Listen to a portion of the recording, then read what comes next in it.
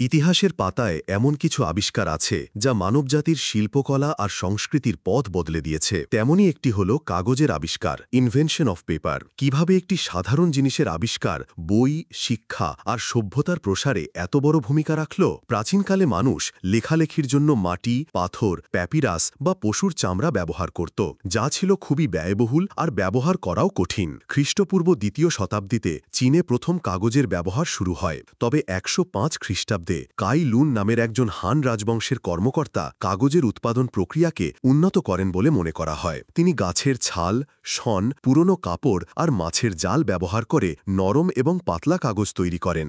এই আবিষ্কারের ফলে লেখার উপকরণ সহজলভ্য হয়ে যায়। এর কারণে জ্ঞান ও তথ্যের আদান প্রদান অনেক দ্রুত হয়, শিক্ষা প্রতিষ্ঠান গড়ে ওঠে এবং সাহিত্য ও শিল্পকলার বিকাশ ঘটে। কাগজ শুধু লেখার উপকরণ ছিল না, এটা ছিল জ্ঞানের বাহক। চীনের এই আবিষ্কার ধীরে ধীরে সিল্ক রোড ধরে মধ্যপ্রাচ্য হয়ে ইউরোপে ছড়িয়ে পড়ে এবং মানব সভ্যতাকে এক নতুন যুগে প্রবেশ করায়।